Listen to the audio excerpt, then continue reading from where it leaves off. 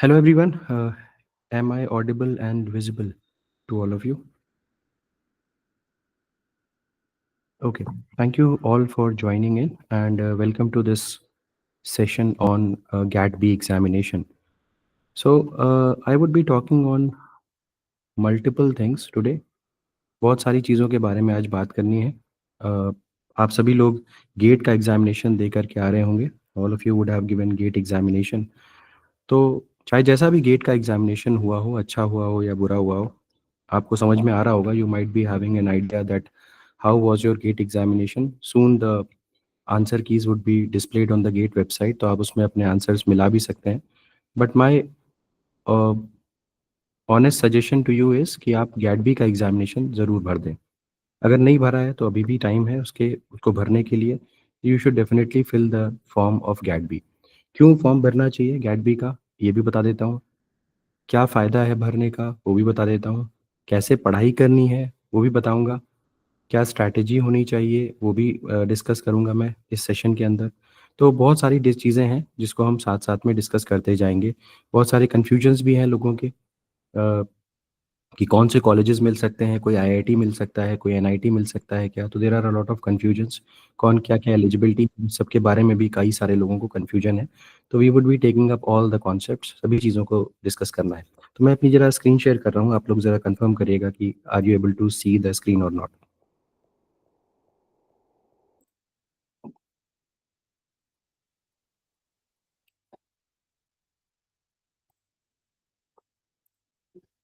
Yes, क्या आप लोगों को स्क्रीन नज़र आ रही है, एक बार कंफर्म कर दीजिए.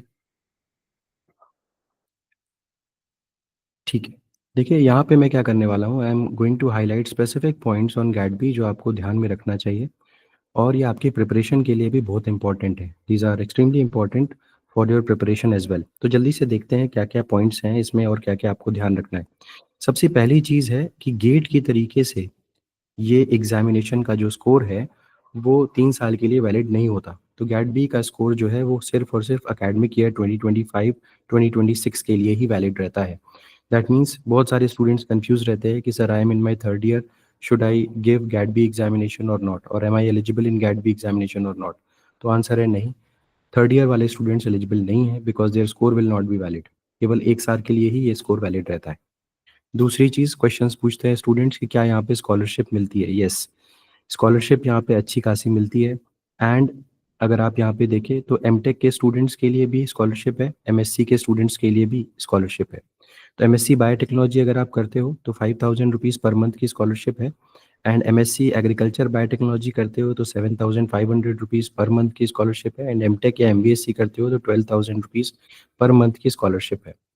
ये स्कॉलरशिप कौन देता है, जैसे कि गेट के केस में, if I talk about the GATE, तो वहाँ पे एमएचआरडी देता है.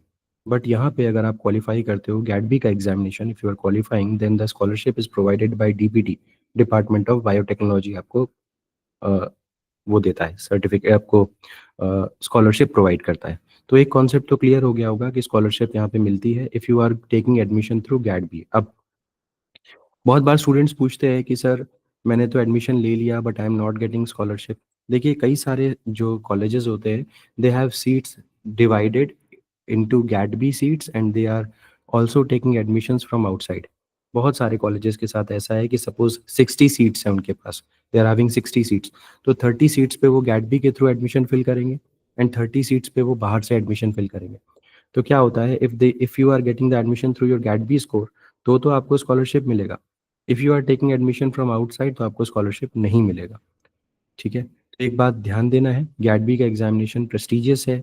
इसको अगर आप देंगे तो आप, एक तो स्कॉलरशिप मिल सकती है आपको, और इन केस अगर आपका, if you have not done your GATE biotechnology examination nicely, अच्छे से नहीं कर पाए हैं, तो ये one of the finest examination है गैट, जो आपका गेट के बाद.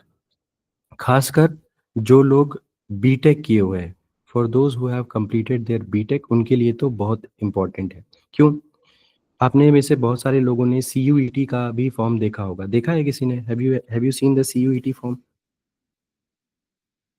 सीयूईटी का फॉर्म देखा होगा आपने. Not many colleges are there for MTech students. MTech के लिए बहुत सारे कॉलेजेस नहीं हैं, कुछ ही कॉलेजेस हैं. एमएससी वालों के लिए तो हैं बट एमटेक वालों के लिए नहीं है. लेकिन गैट बी के साथ क्या है, GAT B has colleges for both, that means MSc वालों के लिए भी है, एमटेक वालों के लिए भी है, and there is a single merit that is made. अब क्या होता है, कैसे होता है, वो भी अभी डिस्कस करेंगे। तो यहाँ तक की चीज़ें क्लियर हो गई, स्कॉलरशिप तक का पॉइंट क्लियर हो गया और 1 साल की वैलिडिटी क्लियर हो गई होगी, आई थिंक। ठीक है, चलिए आगे बढ़ते हैं और डिस्कस करते हैं कि क्वेश्चन पेपर कैसा आता है। यहाँ पे बहुत सारे लोगों की बहुत सारी क्वेरीज़ हैं। मैं आपको प्रूव करके दिखाऊँगा कि हम बहुत अच्छे से अगर हम पढ़ें, तो गेट बी का एग्ज़ामिनेशन गेट की तरीके से डिफ़िकल्ट है ही नहीं। देखिए, गेट में we are not getting any choices, that means we have to do all 65 questions. देखा था ना आप लोगों ने? जिन लोगों ने गेट का एग्ज़ामिनेशन दिया था, वर देयर एनी चॉइसेस? क्या कोई चॉइसेस थी? कोई चॉइस नहीं थी। बट गेट बी के पेपर में आपको बहुत अच्छी चॉइस मिलती है। क्या चॉइस है? देखते हैं। देखिए, इसका पेपर 2 पार्ट में डिवाइडेड है। It has 2 sections. एक है सेक्शन नंबर ए और दूसरा होता है section number B. Section number A में मल्टीपल चॉइस क्वेश्चन, अच्छा एक बात और है यहाँ पे, कोई कोई यहाँ पे नैट नहीं पूछा जाता, न्यूमेरिकल वाला, मतलब न्यूमेरिकल्स तो आते हैं बट नैट टाइप के क्वेश्चंस नहीं आते, and MSQ type questions are not asked. ये दोनों टाइप के क्वेश्चंस नहीं पूछे जाते। तो जल्दी से मुझे बताइए कि कौन से टाइप का क्वेश्चन बचा फिर? What type of question remains? केवल एक ही टाइप का क्वेश्चन यहाँ पे आता है and that is MCQ type question. अब हम तो ये जानते हैं ना कि एमसीक्यू करना कंपैरेटिवली ज़्यादा आसान है एज़ कम्पेयर टू एमएसक्यू या एनएटी टाइप क्वेश्चंस के। ठीक है? अब सेक्शन ए और सेक्शन बी में क्या अंतर है? चलिए देखते हैं। सेक्शन ए में 12th लेवल के, क्लास 12th लेवल के फिजिक्स के क्वेश्चंस आएँगे, केमिस्ट्री के क्वेश्चंस आएँगे, मैथ के आएँगे और बायो के आएँगे। और ये टोटल मिलाकर के क्वेश्चंस कितने हैं? 60 क्वेश्चंस हैं, एंड इसमें आपको 60 के 60 आप कर सकते हैं। कर सकते हैं, करना है ज़रूरी ये बात नहीं कह रहा हूँ मैं। आई एम जस्ट सेइंग कि आप ये क्वेश्चंस कर सकते हैं। तो 60 में से 60 की जा सकते हैं, और all of these questions are carrying 1 mark only. सिर्फ़ 1 नंबर का ये क्वेश्चंस होंगे सारे के सारे। ठीक है? अच्छा, तो अगर हम देखें तो ये टोटल मार्क्स कितने हो गए? 60। तो 60 इंटू 1 इज़ इक्वल्स टू 60 हो गए। तो 60 नंबर तो यहाँ से आ गए। अब बात करते हैं सेक्शन बी की। सबसे इम्पोर्टेंट सेक्शन यही है भाई। तो you have to focus on section B.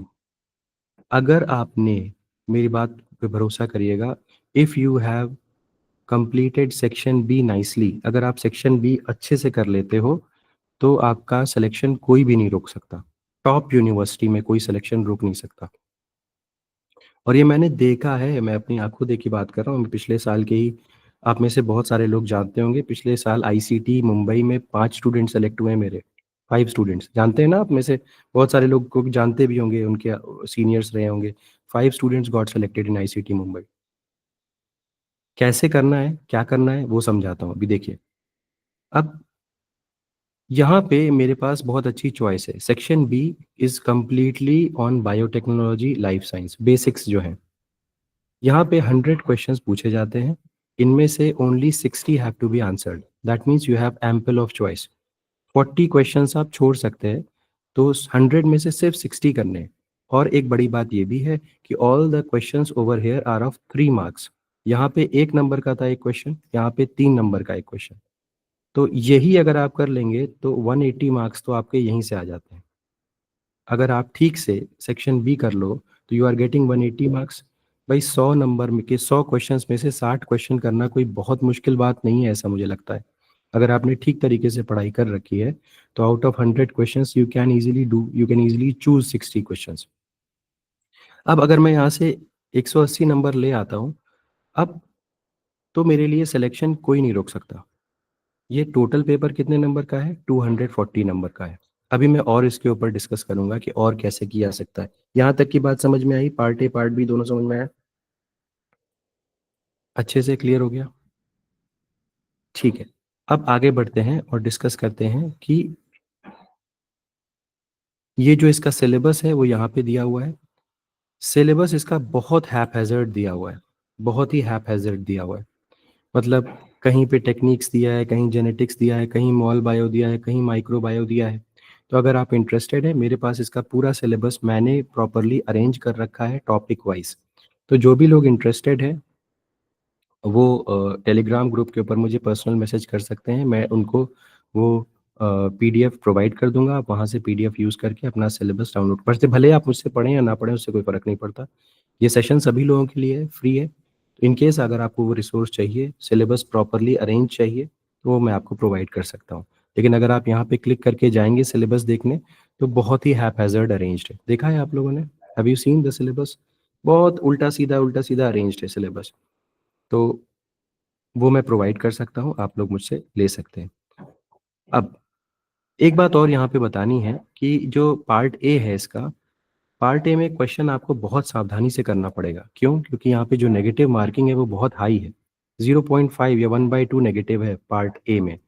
Part B में जो नेगेटिव है वो 1/3 1/3 नेगेटिव है। तो यहाँ पे देखिए दिया हुआ है 1 marks will be deducted for incorrect, यानी कि सेक्शन बी में अगर हम देखें तो 1/3 नेगेटिव है, सेक्शन ए में 1/2 नेगेटिव है। तो जल्दी से मुझे बताइए खतरनाक कौन-सा ज़्यादा है? सेक्शन ए की सेक्शन बी कौन-सा ज़्यादा खतरनाक हो गया? Obviously section A. आपको यहाँ पे करना है क्वेश्चन तो बहुत ध्यान से करना है क्योंकि अगर गलत हुआ तो लेने के देने पड़ जाएँगे। अब थोड़ा-सा आगे बढ़ते हैं। अब डिस्कस करते हैं कि कौन-कौन से इंस्टीट्यूट्स हैं। यहाँ पे कितने लोग एमएससी के लिए आए हुए हैं? मतलब कितने लोग सोच रहे हैं कि मुझे एमएससी करनी है? कितने लोग ऐसे हैं जो यहाँ पे सोचते हैं कि हमें एमएससी करनी है? अच्छा, देखिए एमएससी के तो बहुत ढेर सारे कॉलेजेस हैं यहाँ पे। सबसे अच्छे-अच्छे कॉलेजेस में अगर आपको गिनवा दूँ, तो ये बनारस हिंदू यूनिवर्सिटी का एमएससी बायोटेक्नोलॉजी का प्रोग्राम है। ये तो आपको ज़रूर टारगेट करना चाहिए। अगर आप फीमेल कैंडिडेट हैं, तो एमएससी बायोटेक्नोलॉजी बनस्थली का बहुत अच्छा है, इसको टारगेट करना चाहिए। नेक्स्ट आइए सेंट्रल यूनिवर्सिटी ऑफ जम्मू, बहुत ही अच्छा इंस्टीट्यूट है। सेंट्रल यूनिवर्सिटीज़ जितनी भी हैं, वो आप ज़रूर टारगेट करिए, क्योंकि वहाँ पे अच्छी यूनिवर्सिटीज़ होती हैं, फैकल्टी अच्छी होती है और तो और लैबोरेटरी काफ़ी अच्छी होती है और आपको सुविधाएँ बहुत अच्छी मिलेंगी if you are doing your masters in central universities. Central university of Jammu देखिए, सेंट्रल यूनिवर्सिटी ऑफ राजस्थान, जितनी भी सेंट्रल यूनिवर्सिटीज़ हैं, आँख बंद करके अप्लाई कर सकते हैं।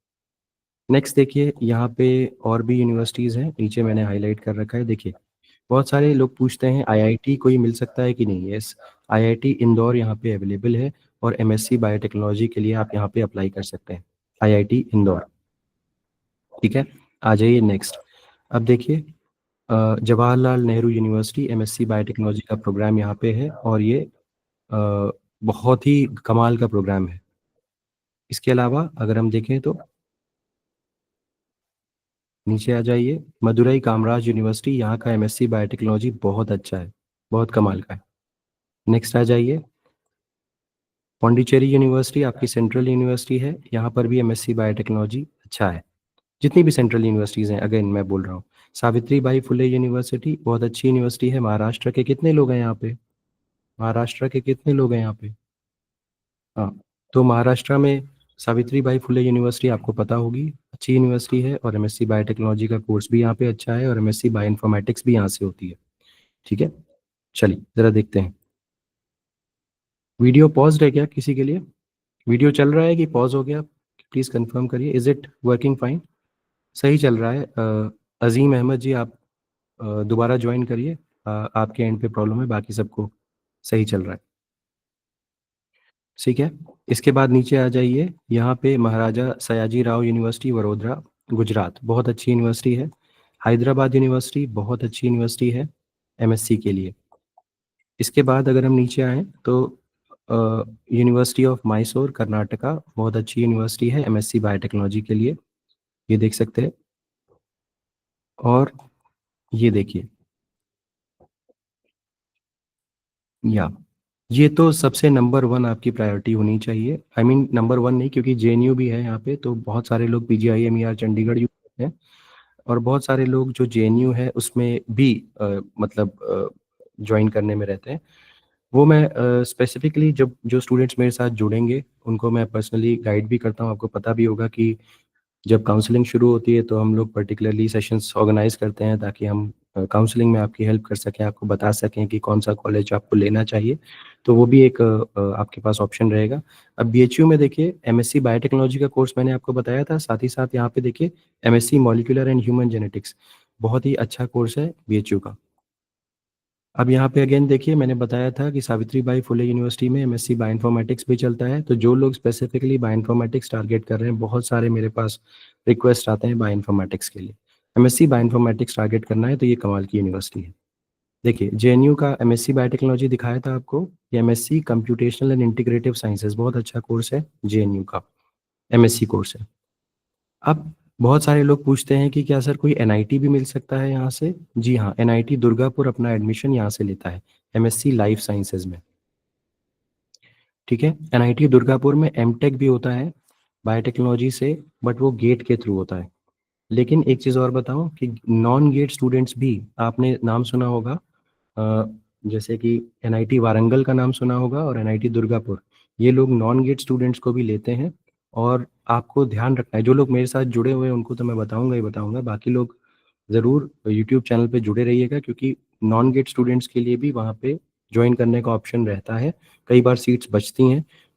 मेरे दो स्टूडेंट्स जो जिनका एक दो नंबर से गेट रुक गया था पिछले साल, वो वारंगल में सेलेक्ट हो गए थे नॉन गेट सीट के ऊपर। वहाँ पे एग्ज़ाम होता है और उसके थ्रू आप वहाँ पे जा सकते हैं। तो ये चीज़ें ध्यान रखिएगा, बहुत छोटी छोटी बातें हैं, जनरली लोग बताते नहीं हैं। जनरली लोग सिर्फ हल्ला करते हैं कि गेट और गैट भी, लेकिन अगर किसी का सबका तो नहीं निकल पाता है ना, तो हमें ऑल्टरनेटिव्स भी पता होने चाहिए कि व्हाट वी शुड डू। अगर हम ये प्लान ए नहीं सक्सेसफुल है तो प्लान बी क्या है? क्या मैं किसी और इंस्टीट्यूट में, अच्छे इंस्टीट्यूट में जा सकता हूँ? ये सारे इंस्टीट्यूट बहुत अच्छे हैं जो आपके लिए मैं यहाँ पे मार्क कर रहा हूँ। नेक्स्ट आइए। ये देखिए, सेंट्रल यूनिवर्सिटी अगेन है। जो लोग बिहार के हैं स्पेसिफिकली आपके लिए यहाँ पे जा सकते हैं। जामिया मिलिया एमएससी बायोटेक्नोलॉजी, जो लोग दिल्ली के आसपास के हैं वो यहाँ पे देख सकते हैं। सेंट्रल यूनिवर्सिटी ऑफ तमिलनाडु बहुत अच्छी यूनिवर्सिटी है, एमएससी बायोटेक्नोलॉजी का कोर्स यहाँ पे अच्छा है। यूनिवर्सिटी ऑफ दिल्ली डीयू काफ़ी अच्छी है, एमएससी प्लांट मॉलिक्यूलर बायोलॉजी और बायोटेक्नोलॉजी का कोर्स यहाँ पे होता है। इसके अलावा GB Pant university agriculture university है, बहुत अच्छा कोर्स है एग्रीकल्चर मॉलिक्यूलर बायोटेक्नोलॉजी का। यहाँ पे देखिए साथ के साथ यहाँ पे सीट्स भी दी हुई हैं, कितनी कितनी सीट्स हैं और क्या क्या एलिजिबिलिटी क्राइटेरिया है। बहुत सारे स्टूडेंट्स बीटेक करने के बाद भी एमएससी करना चाहते हैं, और अगर किसी बहुत अच्छी यूनिवर्सिटी में, जैसे कि आपको जेएनयू में मिल रहा है, जैसे कि आपको हैदराबाद यूनिवर्सिटी में मिल रहा है, तो करने में कोई बुराई नहीं है। जेएनयू में या पीजीआई में मिल रहा है तो आपको करने में कोई बुराई भी नहीं है, क्योंकि बहुत अच्छे इंस्टीट्यूट्स हैं और आपको सीखने को काफ़ी कुछ मिलेगा। लेकिन अगर ऐसे अच्छे इंस्टीट्यूट्स में नहीं मिल रहा है एमएससी का कोर्स, तो आप एमटेक पे ही जाएं। एमटेक आपका फर्स्ट प्रेफरेंस होना चाहिए, लेकिन अगर आपको एमटेक में अपना डिज़ायर्ड कॉलेज नहीं मिल रहा है, तो साल बर्बाद करने से अच्छा है कि आप किसी बहुत बेहतरीन कॉलेज में एमएससी में एडमिशन ले लें। समझ में आ रहा है कि नहीं आ रहा है आप लोगों को? Did you understand? और साथ के साथ जब नॉन गेट की सीट्स आएंगी तो आप उसमें भी अप्लाई कर सकते हैं, साल बच जाएगा बेटा। साल समय बचाना बहुत ज़रूरी है ना? तो ये हुई कुछ बातें। पंजाब एग्रीकल्चर यूनिवर्सिटी काफ़ी रिनाउंड है, बताइए आप लोगों को। इसके अलावा ये तमिलनाडु एग्रीकल्चर यूनिवर्सिटी, यहाँ से एमएससी एजी काफ़ी अच्छा है यहाँ का, ये देख सकते हैं। देखिए यहाँ पे साइड बाय साइड ये चेक कर लीजिएगा बीटेक बायोटेक्नोलॉजी वगैरह एलिजिबिलिटी क्या है, आप उस हिसाब से ही अप्लाई करिएगा। अब मैं वापस आता हूँ, और ये सारे देखिए, ये बिहार की एक और यूनिवर्सिटी है, Rajendra Prasad central agriculture university Pusa में, यहाँ पर भी एमएससी एजी का कोर्स है। ठीक है, ओके। अब ये तो हो गई एमएससी की। एमटेक के कितने लोग हैं यहाँ पे, जल्दी से मुझे बताइए। एमटेक के लिए कितने लोग हैं यहाँ पे? अब अगर आप एमटेक टारगेट कर रहे हैं, माइक ऑफ कर लीजिए प्लीज, जिसका भी माइक ऑन है। एमटेक के लिए अगर आप टारगेट कर रहे हैं तो आपका पहला पहला प्राइम एम होना चाहिए क्या? आईसीटी मुंबई। अगर आपको बायो इन्फॉर्मेटिक्स बहुत ज़्यादा पसंद नहीं है, या बायो इन्फॉर्मेटिक्स से बहुत ज़्यादा आपको इन्फ्लुएंस नहीं है, तो you should try ICT Mumbai. बहुत प्राइम इंस्टीट्यूट है, बहुत अच्छा इंस्टीट्यूट है, प्लेसमेंट्स भी वहाँ पे बहुत अच्छे हैं। और अगर आप में से किसी को बायो प्रोसेस इंजीनियरिंग पसंद है, तो वहाँ का जो MTech in bio process engineering का सब्जेक्ट है, टॉपिक है, वो बहुत ही अच्छा है। वहाँ पे आपको हैंड्स ऑन एक्सपीरियंस भी बहुत अच्छा मिलता है और प्लेसमेंट्स भी वहाँ के अच्छे हैं। तो आपको उसको सबसे पहला टारगेट रखना चाहिए। अब जैसे कि यहाँ पे मैं बताऊँ आपको, जो लोग कंप्यूटेशनल बायोलॉजी पसंद करें, यहाँ पे कोई ऐसा है जो बायो इन्फॉर्मेटिक्स चाहता है, बायो इन्फॉर्मेटिक्स में आगे करियर बनाना चाहता है? हाँ, तो देखिए बायो इन्फॉर्मेटिक्स में अगर आप चाहते हैं तो ये आपका मेजर एम होना चाहिए, ट्रिपल आईटी दिल्ली। यहाँ पे एमटेक इन कंप्यूटेशनल बायोलॉजी होता है। और बहुत बेहतरीन होता है, मतलब बहुत अच्छी फैकल्टी है यहाँ पे। यहाँ पे देखिए निधि जी, यहाँ पे सबके एलिजिबिलिटी क्राइटेरिया दिए हुए हैं। हर यूनिवर्सिटी का, हर इंस्टीट्यूट का अलग अलग क्राइटेरिया है। इसके बाद मैं इसको ये जो पीडीएफ है वो टेलीग्राम ग्रुप के ऊपर पोस्ट कर दूंगा, आप वहाँ से चेकआउट कर सकती हैं। अदरवाइज आप खुद भी इंफॉर्मेशन ब्रोचर को चेकआउट कर सकती हैं। ये पेज नंबर मैं आपको दिखा देता हूँ, ये पेज नंबर 60 है। और इसी तरीके से अलग अलग पेज पे आपको सभी इंस्टीट्यूट्स की एलिजिबिलिटी क्राइटेरिया दिख जाएगी। ठीक है, तो वो आप देख लीजिए कि क्या एलिजिबिलिटी है किस इंस्टीट्यूट की। सबकी अलग अलग है, तो उसमें कुछ कमेंट करना ठीक नहीं है। तो ये ट्रिपल आईटी दिल्ली, आप लोग जैसा मैंने कहा यहाँ 15 सीट्स हैं और कुछ सीट्स यहाँ पे गेट के थ्रू भी भरती हैं। पता है ना आप लोगों को, अभी गेट का रिजल्ट आएगा तो कुछ सीटें यहाँ पे गेट के थ्रू भी भरेंगी, please keep that in mind. अगर आपका गेट का स्कोर अच्छा है, बायो इन्फॉर्मेटिक्स चाहते हैं, तो this should be your first option. हाँ, अब अगर आपका गेट का स्कोर बहुत ही अच्छा है तो आईआईटी दिल्ली, वहाँ पे आपका bioinformatics, MTech in bioinformatics है, वो भी आपका सुपर कंप्यूटिंग फैसिलिटी है आईआईटी दिल्ली की, तो बहुत अच्छा है वहाँ पे। और आईआईटी खड़गपुर में भी है आई बिलीव। इसके अलावा आईआईटी मद्रास की भी एमटेक बायो इन्फॉर्मेटिक्स का है। बहुत सारे आईआईटीज़ हैं, आप चेकआउट कर सकते हैं। हो सकता है मुझे कुछ कन्फ्यूजन भी हो रहा हो, लेकिन आईआईटी दिल्ली में तो फॉर श्योर है, क्योंकि पिछले साल आईआईटी दिल्ली में हमारे 3 स्टूडेंट्स गए थे बायो इन्फॉर्मेटिक्स से, वो बायोकेमिकल में गए थे तीनों। इस समय सेकेंड ईयर में होंगे। तो ये देख लीजिएगा, जो बायो इन्फॉर्मेटिक्स कर रहे हैं और जो लोग बायो इन्फॉर्मेटिक्स में इतने इंटरेस्टेड नहीं हैं, उनका एम होना चाहिए ICT Mumbai. MTech bio process engineering, bio process technology पहला ऑप्शन होना चाहिए। दूसरा ऑप्शन होना चाहिए, या तो आप एमटेक, अगर आप फूड फूड साइंस में या फूड टेक में इंटरेस्टेड है तो एमटेक इन फूड टेक आप ले सकते हो। अदरवाइज आप इस पे भी जा सकते हो, एमटेक इन फार्मास्यूटिकल बायोटेक्नोलॉजी। जो तीनों कोर्सेज जो है वो आईसीटी मुंबई के अंडर आते हैं। तो whether it is food tech, whether it is bio process, और whether it is pharmaceutical biotechnology, all of these three courses come in the ICT Mumbai. अब यहाँ पे देखिए सीट्स अलग अलग है। अगर आप देखेंगे तो सबसे ज़्यादा सीट्स बायो प्रोसेस टेक में है, 30 सीट्स यहाँ पे होती हैं। ठीक है, इसके बाद अगर हम यहाँ पे देखें तो जो फूड टेक की सीट्स है वो 10 सीट्स है, और फार्मास्यूटिकल की सीट्स भी 10 सीट्स है। अब देखिए, बहुत जो लोग पूछ रहे थे कि क्या बीएससी वाले जा सकते हैं कि नहीं जा सकते, देखिए यहाँ पे दिया हुआ है। अब देखिए अगर हम इसमें देखें बायो प्रोसेस में, तो B chemical engineering, B pharmacy, BTech, BE. अब यहाँ पे देखिए कहीं भी बीएससी नहीं दिया हुआ है, लेकिन अगर आप यहाँ पे देखें, ये देखिए बीएससी टेक दिया हुआ है, अलाउड कर रखा है। ठीक है, अब आपका कौन सा कोर्स है वो आपको देखना पड़ेगा, इंडिविजुअली चेक करना पड़ेगा। और अगर नहीं भी दिया है, यहाँ पे देखिए अगेन फार्मास्यूटिकल में बीएससी टेक दिया हुआ है। ठीक है, तो इस तरीके से आपको एलिजिबिलिटी क्राइटेरिया हर एक इंस्टीट्यूट का चेक करना पड़ेगा, and then you will have to apply. अभी अप्लाई करने के बारे में नहीं सोचना है, देखिए अभी अप्लाई नहीं करना है। इसका प्रोसेस क्या होता है, वंस यू गिव, जैसे गेट का होता है process, in the same way GAT B का भी सेम प्रोसेस है। पहले फॉर्म आया, फॉर्म भरा, एग्जाम दिया, once the examination has been done, आपका रिजल्ट आ जाएगा। रिजल्ट में आपके कितने मार्क्स आए वो सब पता चल गया। एंड देन आफ्टर दैट आपको क्या करना है, जब फॉर्म्स आएंगे तो फॉर्म्स इंडिविजुअली फिल करना है। कई बार, many a times the forms do not have any fees, application fees नहीं होती है, और कई बार एप्लीकेशन फीस होती भी है। तो उस तरीके से आपको फॉर्म हर बार फिल करना होता है। अब डिपेंडिंग अपॉन कि उनकी कट ऑफ लिस्ट क्या है और आपके मार्क्स कितने हैं, they will be calling you for the counselling. Interview इसमें मैक्सिमम जगह नहीं होता है, ट्रिपल आईटी दिल्ली में इंटरव्यू होता है। और आईसीटी में भी इंटरव्यू नहीं होता, ट्रिपल आईटी दिल्ली में आपका इंटरव्यू होता है, उस चीज़ को ज़रूर ध्यान रखिएगा। और हमारा जो उड़ान प्रोग्राम है, उड़ान इंडिया प्रोग्राम है, उसमें हम गाइड भी कर सकते हैं कि इंटरव्यू आपको कैसे देना है, but that is far fetched. अब जब आपका सिलेक्शन होगा वो सब बातें तब की है। तो ये हो गया, ये हो गए 3 कोर्सेज आईसीटी के, एक एक कोर्स हो गया ट्रिपल आईटी दिल्ली का। तो ये हो गया। इसके अलावा अगर आप मरीन बायोटेक्नोलॉजी में इंटरेस्टेड हैं, उसके अलावा और भी कोर्सेज हैं, आप यहाँ पे देख सकते हैं। जीजीएसआई पीयू है, जामिया हमदर्द है, जेपी इंस्टीट्यूट है, और ये एमवीएससी के कोर्सेज हैं। ये आपका मरीन बायोटेक्नोलॉजी में अगर आप इंटरेस्टेड हैं तो यहाँ पे जस्ट अ मिनट, ये Cochin university of science and technology, ये एमटेक इन मरीन बायोटेक्नोलॉजी है। तो कोचीन के अंदर, केरला के अंदर ये इंस्टीट्यूट है। तो ये कई सारे इंस्टीट्यूट्स के बारे में, कोर्सेज के बारे में मैंने आपको बता दिया। डिपेंडिंग अपॉन आपका क्या इंटरेस्ट है, इसके अलावा भी और भी कोर्सेज हैं, वो भी आप देख सकते हैं, बट ये 3-4 जो इंस्टीट्यूट्स हैं वो मेन इंस्टीट्यूट्स हैं जो इनको आपको टारगेट करना चाहिए। ठीक है। कोई यहाँ से रिलेटेड कोई क्वेश्चन अभी तक, जो अभी तक आपको मैंने बताया उससे रिलेटेड कोई क्वेश्चन?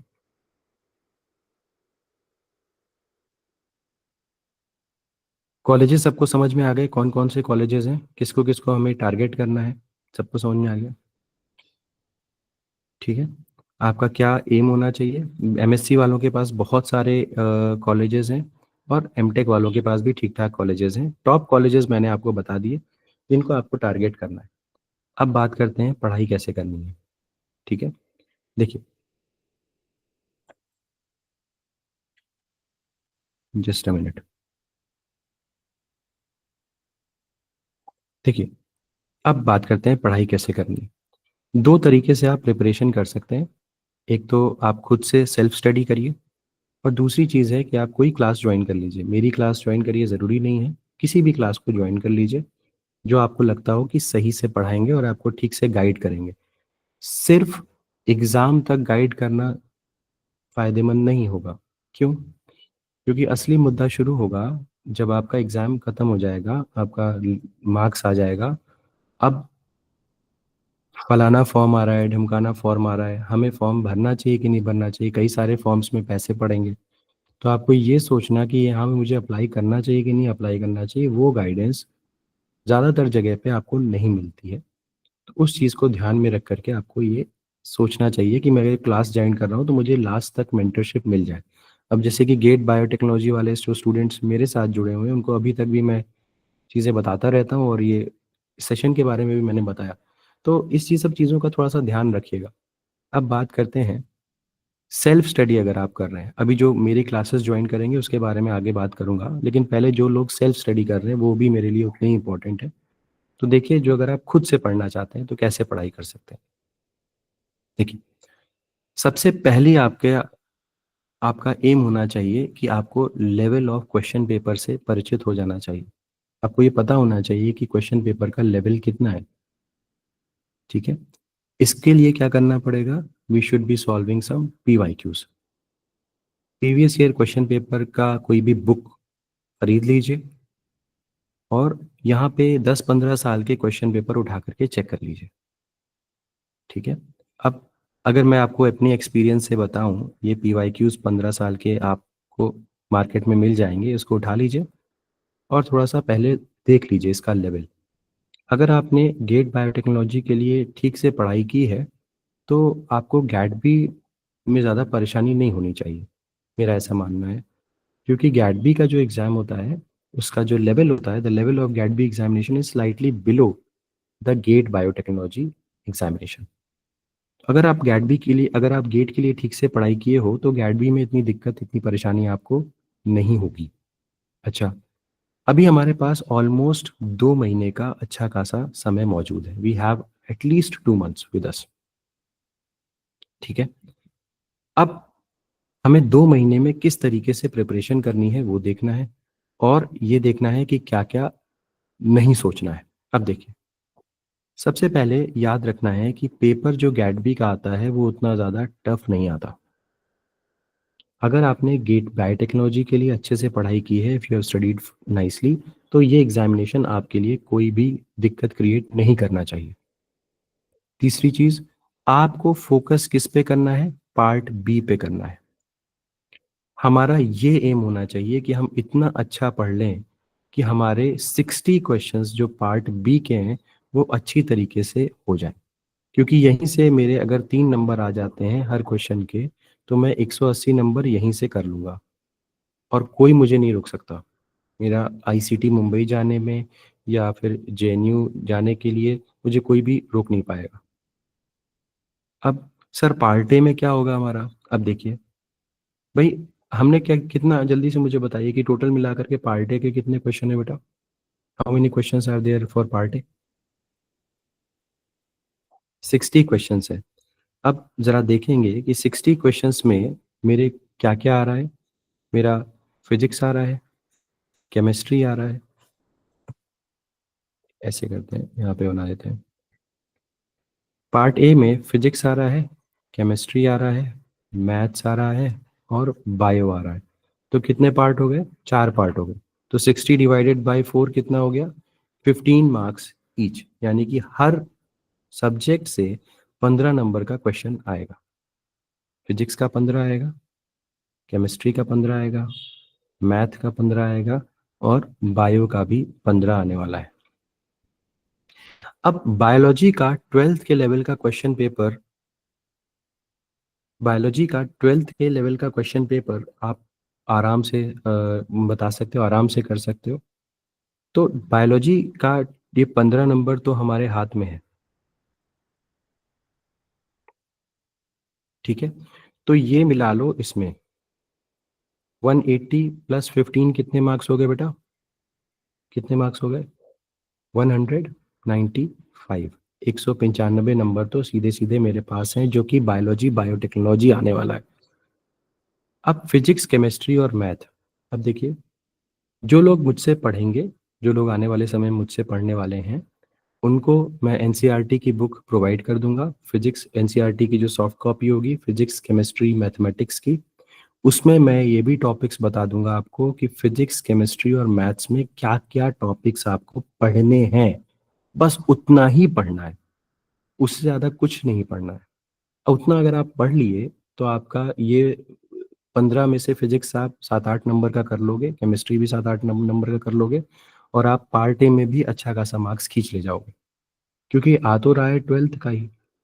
अब जैसे कि for example Newton's law of motion, अब अगर न्यूटन्स लॉ ऑफ मोशन में हमें जितनी भी जो 3 इक्वेशंस हैं वो पता है, तो हम आराम से क्वेश्चंस कर सकते हैं। हमें बस एक बार ब्रश अप करना है। तो हमें ये पता होना चाहिए कि हम पेपर पार्ट ए से जो बनता है वो कौन कौन से टॉपिक्स हमारे लिए इंपॉर्टेंट हैं, और पूरा पूरा टॉपिक नहीं, उसमें से मुझे क्या क्या पढ़ना है, इतना पता चल जाए तो मेरा काम बन जाएगा। किसी ने पूछा था कि प्रीवियस ईयर क्वेश्चन पेपर की कोई बुक है? आर गुप्ता की एक बुक आती है जिसमें पीवाईक्यूज हैं, बट उसमें उन्होंने सॉल्यूशन नहीं दिया हुआ है। अ, तो आप ट्राई कर सकते हैं, उसमें उन्होंने आंसर्स दिए हुए हैं बट उसका सॉल्यूशन नहीं दिया हुआ है। हाँ, आगे आने वाले 1 महीने के अंदर समाधान लाइफ साइंसेज एक बुक लेके आने वाला है, जिसमें कि पूरा पूरा कंप्लीटली सॉल्व्ड हर क्वेश्चन किया जाएगा। तो वो 1 महीने के अंदर आ जाएगी मार्केट में, तो वो आप परचेज कर सकते हैं। उस पर काम चल रहा है बहुत तेज़ी से। बट अभी मार्केट के अंदर आई एम नॉट वेरी श्योर कि कोई बहुत अच्छी किताब है। केवल पीवाईक्यूज के लिए 10-15 साल के लिए आप खरीद सकते हैं, आर गुप्ता की किताब आती है। समझ में आ गया सबको? ठीक है। तो भाई ये हो गया। तो फिजिक्स केमिस्ट्री मैथ्स में आप जो जो टॉपिक, मैंने उसका पार्ट ए की एक लिस्ट भी बना के दी हुई है यूट्यूब पे, जो लोग मुझसे नहीं पढ़ेंगे वो वहां से देख लीजिएगा। आप लोग भी देख सकते हैं। लेकिन वो टॉपिक्स अगर आप पढ़ लोगे तो आपका काम बन जाएगा। उतनी चीज़ पढ़नी है, बस उससे ज़्यादा नहीं पढ़ना। तो आप अगर यहाँ से भी मान लीजिए 6 क्वेश्चन यहाँ से कर रहे हो, 6 यहाँ से कर रहे हो, यहाँ से मान लो 2 ही 3 कर पा रहे हो, 3 ही कर पाए, तब भी आप ठीक ठाक मार्क्स यहाँ से ले आए। और मेजर तो मेरा स्कोरिंग एरिया ये है, बाकी तो मेरा लिए एडिशनल ही हो गया। ठीक है। और वैसे भी मुझे यहाँ से बहुत संभल करके क्वेश्चन करने हैं, क्योंकि यहाँ पे नेगेटिव मार्किंग 1/2 है। गलत तो करना ही नहीं है, गलत किया तो बहुत गड़बड़ हो जाएगी। जो लोग फिजिक्स को थोड़ा कठिन मानते हैं, तो जैसे बायो प्रोसेस इंजीनियरिंग की मेरी एक बुक है, वैसे ही फिजिक्स की मैंने पार्ट ए पे एक बुक लिख रखी है। तो वो अमेजोन पे अवेलेबल है, आप चाहे तो उसको परचेज कर सकते हैं। Comprehensive handwritten notes on physics करके है। जिन लोगों को लगता है कि फिजिक्स थोड़ी सी उनके लिए कठिन होगी, तो स्पेसिफिकली गैटबी के एग्जामिनेशन के लिए अवेलेबल है comprehensive handwritten notes on physics, ये अवेलेबल है। ठीक है, अमेजोन पे है, चाहे तो आप परचेज कर सकते हैं। बिल्कुल शॉर्ट में फॉर्मूलेज दिए हुए हैं, एक्सप्लेनेशन दिया हुआ है, आप कर सकते हैं। बाकी यहाँ पे नेट नहीं पूछा जाएगा, एमएसक्यू नहीं पूछा जाएगा, ओनली एमसीक्यू। टॉपिक्स बहुत डीप नहीं होते और मेजर क्वेश्चंस मेमोरी बेस्ड होते हैं, तो बहुत परेशानी की कोई बात नहीं है। अब शुरुआत कैसे करनी है? हमें 15 साल के पीवाईक्यूज देख लेने हैं सभी लोग आज ही जा करके। अगर आपके पास नहीं है किताब तो आप इंटरनेट से डाउनलोड कर लीजिए। आपको गैट बी टाइप करिएगा, GAT B previous year question paper, दो चार पांच तो आपको मिल ही जाएंगे। उनको डाउनलोड कर लीजिए और उसके पीवाईक्यूज को अच्छे से देखिए और उसका लेवल जांचिए। आपको खुद लगेगा कि यार इसका लेवल उतना हाई फाई तो नहीं है। अगर हम ठीक से पढ़े, सिंसियरली पढ़े, 2 महीना अगर ठीक से पढ़ लेंगे तो हमारा काम बन जाएगा। अब हमारे पास अभी कुल मिलाकर के 2 महीने का समय है। मोटे मोटे तौर पे, वैसे मैंने सिलेबस को अलग से कर रखा है, लेकिन मोटे मोटे तौर पे इतने टॉपिक्स हमें पढ़ने हैं। जल्दी से मुझे बताओ कि गेट बायोटेक्नोलॉजी में हम लोग जब पढ़ते हैं तो हमें मेजर इम्फोसिस किस किस सब्जेक्ट पे देते हैं हम लोग? जब गेट बायोटेक्नोलॉजी पढ़ते हो तो मेजर एम्फोसिस किस सब्जेक्ट के ऊपर देते हो? बायो प्रोसेस के ऊपर देते हो। यहाँ पे बायो प्रोसेस उतना ज़्यादा इंपॉर्टेंट रोल प्ले नहीं करता, क्योंकि बायो प्रोसेस इंजीनियरिंग के क्वेश्चन उतने आते नहीं हैं। क्योंकि परेशानी ये है, क्योंकि यहाँ पे बीएससी के भी बच्चे हैं। अब बीएससी के बच्चों को बायो प्रोसेस इंजीनियरिंग उतनी ज़्यादा पढ़ाई नहीं जाती और कॉमन मेरिट लिस्ट बन रही है। तो उतने ज़्यादा बीपी के क्वेश्चन हम यहाँ पे एक्सपेक्ट नहीं करते और उस लेवल के भी एक्सपेक्ट नहीं करते। जो थोड़े बहुत क्वेश्चन आएंगे वो आपको दिखेंगे रेनॉल्ड्स नंबर के ऊपर, वो आपको दिखेंगे जो थर्मोडायनेमिक्स वाला जो कॉन्सेप्ट होता है, और रेट लॉ इक्वेशन के ऊपर कुछ क्वेश्चंस देखने को मिलते हैं। याद है ना सब? जो लोग मुझसे पढ़े हुए हो भैया, याद है? रेट लॉ इक्वेशन, ये सारे टॉपिक्स के ऊपर जो जो हल्के फुल्के टॉपिक्स हम गेट बायोटेक्नोलॉजी में मानते हैं, वहां से यहाँ पे मेजर क्वेश्चन आपको मिलेंगे। बहुत हाई फाई क्वेश्चन एक भी नहीं आता बायो प्रोसेस इंजीनियरिंग का, और ज़्यादा क्वेश्चन भी नहीं आते। तो क्वेश्चन आते किस पे? ये रफली जो मैंने ऑब्जर्व किया है, किसी का अंदाज़ा मुझसे अलग भी हो सकता है, ये आपका मेजर टॉपिक्स हैं जो पूछे जाते हैं। सबसे ज़्यादा क्वेश्चंस बायोकेमिस्ट्री और टेक्निक्स के आते हैं, फिर mol bio, microbio, genetics, BP, bioinformatics और animal plant microbiology, microbial technology. तो बीपी मैंने यहाँ पे नीचे रख रखा है क्योंकि क्वेश्चंस यहाँ से कम आते हैं और आसान आते हैं। तो इस बात को थोड़ा सा ध्यान रखिएगा। जितना आपने जान लगा करके बीपी वहाँ पढ़ा था, उतना ज़्यादा अगर आप यहाँ पढ़ लोगे तो आप सारा क्वेश्चन कर लोगे। ठीक है? मेरे हिसाब से अगर मैं पढ़ाई कर रहा हूँ तो मैं कैसे तैयारी करूँगा, इस पे बात कर लेते हैं। मेरा ये एम होगा कि मैं, आपको पता ही है जो लोग मुझसे पढ़ते आ रहे हैं, मैं दो दो टॉपिक्स को एक साथ लेकर के चलता हूँ। ज़रूरी नहीं है कि आप भी ऐसे ही करो, लेकिन मेरा ये एम होता कि मैं सबसे पहले दोनों हाई यील्डिंग टॉपिक्स खत्म करता, बायोकेमिस्ट्री और टेक्निक्स। अब इस टेक्निक्स में आरडीटी भी आ रहा है, मैंने अलग आरडीटी नहीं लिखा हुआ है। टेक्निक्स में आरडीटी भी है और बाकी टेक्निक्स भी है। तो मेरा ये एम होता कि मैं बायोकेमिस्ट्री और टेक्निक्स को साथ में ले लेता, फिर मैं मॉल बायो और जेनेटिक्स को साथ में ले लेता, माइक्रो बायो बीपी साथ में ले लेता, और बायो इन्फॉर्मेटिक्स और एनिमल प्लांट माइक्रोबियल बायोटेक्नोलॉजी साथ में ले लेता। अब कुल मिलाकर के ये 4 हफ्ते हो गए मेरे पास। एक पहला हफ्ता, दूसरा हफ्ता, तीसरा हफ्ता, चौथा हफ्ता। ठीक है? तो 4 हफ्ते मतलब कितना हो गया? 1 महीने का समय हो गया मेरा पूरा पूरा। ठीक है? तो ये 4 वीक्स हो गए, first week, second week, third week, fourth week, 4 हफ्ते हो गए। समय कितना है? 4 हफ्ते होते हैं 1 महीने में, तो ये 1 महीना मेरा खत्म हो गया यहाँ से। ठीक है? लगभग लगभग कुछ, आज 23 तारीख है, 23 फेब है, ये 23 मार्च तक की कहानी आपकी हो गई। ठीक है? अब क्या करना है? आप 10 मार्च तक का समय और ले लीजिए। मान लीजिए कि आपका कुछ कुछ चीज़ें छूट गई थी, वो आप 10 मार्च तक का टाइम और ले लीजिए। जो भी आपका छूट गया था, या आप पीवाईक्यूज करना चाहते हैं, या आप थोड़ा पार्टे देखना चाहते हैं, जो भी आपका छूट गया था, ये आपका एम होना चाहिए कि मुझे 4 हफ्ते के अंदर इतना पूरा खत्म करना है इस तरीके से पढ़ करके। और जो जो चीज़ें छूट जाएंगी उसको मैं ये 17 दिन के अंदर खत्म करूंगा। अब, या इसको 9 मार्च कर लीजिए, ज़्यादा बेहतर रहेगा। 9 मार्च करिए। अब 9 अप्रैल करिए, मार्च लिखा हुआ है मैंने, 9 अप्रैल कर दीजिए।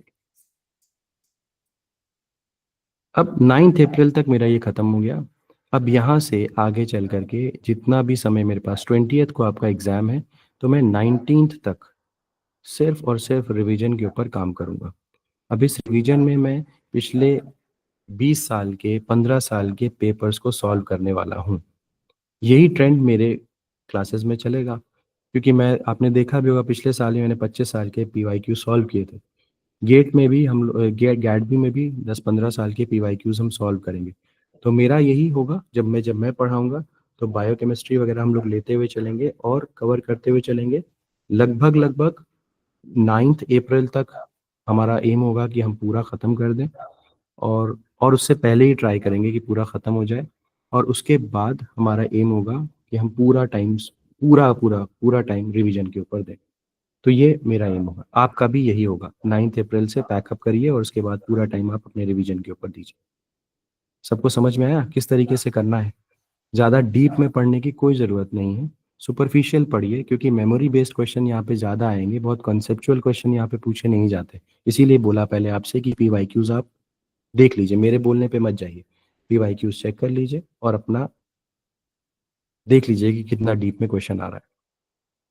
बात समझ में आ गई सबको? कोई सवाल है किसी का? अगर पूछना है तो पूछिए।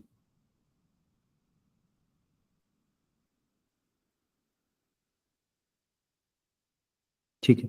अब मैं अपनी क्लासेस के बारे में बता देता हूँ। जो लोग कई लोग यहाँ पे पूछ भी रहे थे कि ज्वाइन करना है, तो ये गैडबी का क्रैश कोर्स शुरू होने वाला है। यहाँ पे शुरुआत में फ्री 2 डेमो क्लासेस दी जाएंगी, आप चाहें तो इसको देख सकते हैं अगर आपको इच्छा हो तो। और यहाँ पे इसका प्राइस जो है वो 3500 रुपीज़ है, सिर्फ 3500 रुपीज़ है। यहाँ पे पार्ट बी को पूरी तरीके से कवर किया जाएगा, और 100 में से आप 60 क्वेश्चंस कर लेंगे। हम इसके लिए पूरा पूरा प्रयास करेंगे। नोट्स आपको यहाँ पे दिए जाएंगे, लाइव क्लासेस होंगी और रिकॉर्डिंग भी यहाँ पे आपको मिलेगी। टेस्ट सीरीज भी आपको मिलेंगे, और स्पेसिफिकली डीपीपीज में क्वेश्चंस जो हैं वो गैट बी के ही सॉल्व किए जाएंगे। रिवीजन में लास्ट के जो 10-15 साल के जो क्वेश्चन पेपर्स हैं वो सॉल्व किए जाएंगे पूरे के पूरे। यानी कि जैसे क्वेश्चन 2010 का शुरू किया, फिर 2011 का, 12 का, 13 का, इस तरीके से पूरे क्वेश्चन सॉल्व करवाए जाएंगे।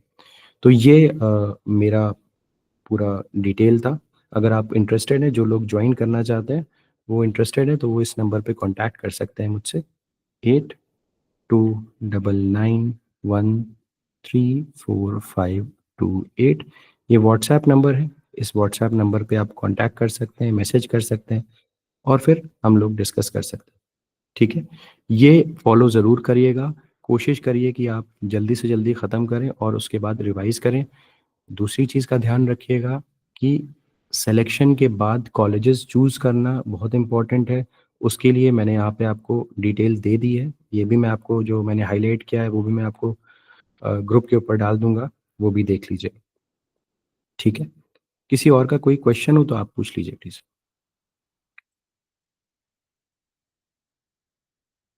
हाँ, अभी कोई फॉर्म नहीं आया हुआ है, लेकिन अगर आप बीटेक के स्टूडेंट हैं और बीएससी के स्टूडेंट नहीं दे सकते, अगर आप बीटेक के स्टूडेंट हैं फाइनल ईयर के, और एमएससी के स्टूडेंट हैं फाइनल ईयर के, तो आप बीईटी का फॉर्म दे सकते हैं, बीईटी का फॉर्म डाल सकते हैं। वो आपकी एलिजिबिलिटी पे डिपेंड कर रहा है। बीएससी के स्टूडेंट नहीं डाल सकते। ठीक है, अभी तक आया नहीं है बीईटी का, मैं भी जानता हूँ। ये जो अब की बारी ऐसा हुआ है, जनरली गैट बी और बीईटी का साथ साथ में आता है। जहाँ तक मुझे लगता है, निधि जी, आप एक बार जब उसका इंफॉर्मेशन ब्रोचर आएगा तो ज़रूर चेक कर लीजिएगा। मैंने जहाँ तक देखा है उसमें बीटेक लिखा हुआ है, बीएससी का मुझे नहीं लगता, जहाँ तक मैं समझता हूँ। किसी और का कोई क्वेश्चन हो तो आप पूछ सकते हैं। अ, हाँ, मैं ये जो पुरानी स्लाइड्स हैं वो मैं शेयर कर दूंगा। ये जो स्लाइड्स हैं उसको मैं टेलीग्राम ग्रुप के ऊपर शेयर कर दूंगा। उसमें सारी चीज़ें हाईलाइटेड हैं, आप देख लीजिएगा अपने एंड पे। उसमें व्हाट्सएप नंबर भी दिया हुआ है, आप चाहें तो कांटेक्ट कर लीजिएगा। किसी और को कुछ पूछना है गैट बी से रिलेटेड? बिल्कुल हो जाएगा। गैट बी का एग्जामिनेशन इतना टफ बिल्कुल भी नहीं है, विश्वास मानिए। मैंने क्रैश कोर्स से सेलेक्ट होते हुए बहुत सारे लोगों को देखा हुआ है। ऐसे लोग जो गेट का एग्जामिनेशन नहीं क्वालिफाई कर पाए और गैट बी उन्होंने निकाल लिया। तो अ, वो कोई प्रॉब्लम नहीं है। आप बस पेशेंस के साथ अपने ऊपर कॉन्फिडेंस रख करके पढ़िए। पीसीएम के लिए जैसे कि मैंने बताया, आप मेरे यूट्यूब चैनल के ऊपर जाइए, वहाँ पे पार्ट ए के बारे में मैंने टॉपिक्स दिए हुए हैं, उसको देख लीजिए।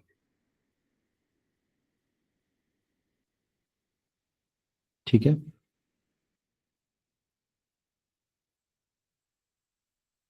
हाँ, भूला सीरीज़ गुड है, अच्छी है। भूला सीरीज़ के ऊपर मैं और काम करूँगा अभी, आगे फ्यूचर में भी और वीडियोज़ लाने की कोशिश करूँगा भूला सीरीज़ पे। और किसी का कोई question? Okay, thank you so much for joining in, all the best. जिसको भी कुछ पूछना है तो वो ज़रूर पूछ सकता है।